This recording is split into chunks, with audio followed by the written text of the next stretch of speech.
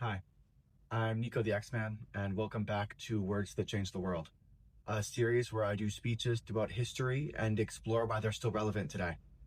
Last time, I did Frederick Douglass's What to the American Slave is the 4th of July, a speech about America failing to live up to its promises of liberty and equality for all her citizens. Today, I'm going a century forward from 1852 to 1964 and to another Black voice that changed history, Malcolm X.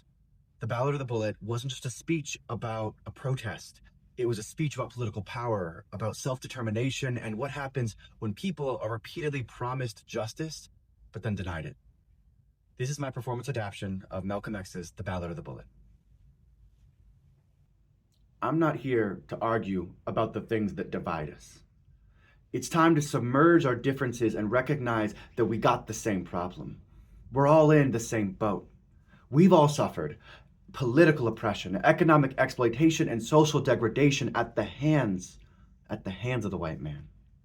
Now, that doesn't make us anti-white. It does make us anti-oppression. It makes us anti-exploitation, and it makes us anti-degradation. If the white man doesn't want us to be anti-him, let him stop oppressing, exploiting, and degrading us. Now, if we don't do something soon, it's going to be the ballot of the bullet. Time isn't running out. Time has already run out.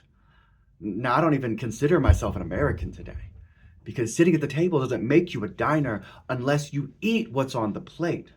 Being born here doesn't make you an American if you're denied the same rights promised to everyone else. A white man didn't need an amendment to the Constitution for his rights. I don't see an American dream today. I see an American nightmare. Every election comes down to a handful of votes. Yet after every election come promises, and then come the broken promises. It's time to wake up, people. Let them know that your eyes are open. It's got to be the ballot, or it's gonna be the bullet, right? If you're afraid to use an expression like that, you might as well get the fuck out of the country at this point. Because whenever you're going after something that already belongs to you, anyone depriving you of that is a criminal.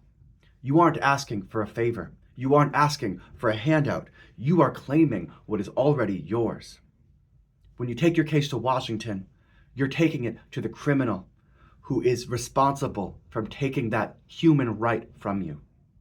It's like running from the wolf and going to the fox, right? They're all in cahoots at this point. Expand our struggle, because today we're not talking about civil rights. We are talking about human rights. We are talking about God-given rights. Now, there's new thinking today. There's new strategy. It'll be the ballot or bullets. Give me liberty today or give me death.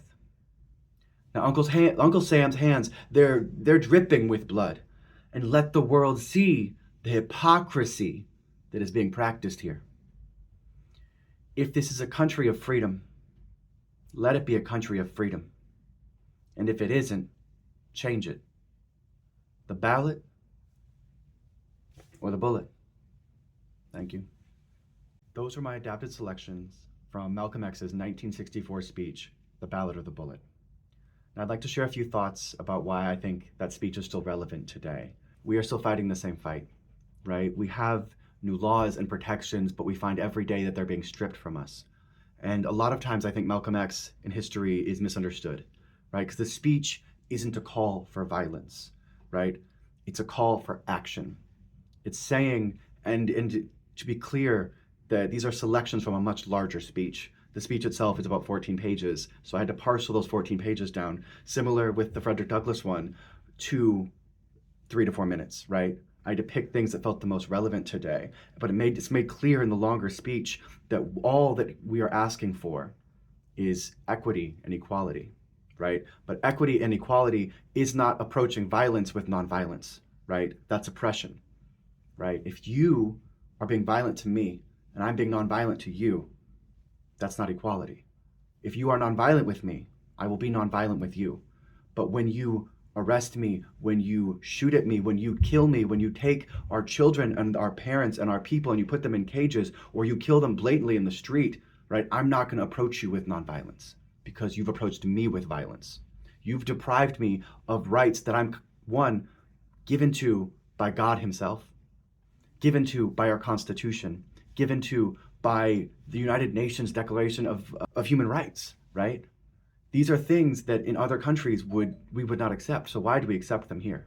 The speech is mostly asking to expand what our idea of rights are, right? A lot of people are fighting for civil rights, but civil rights is something that what the United States calls it. Everywhere else, we call them human rights.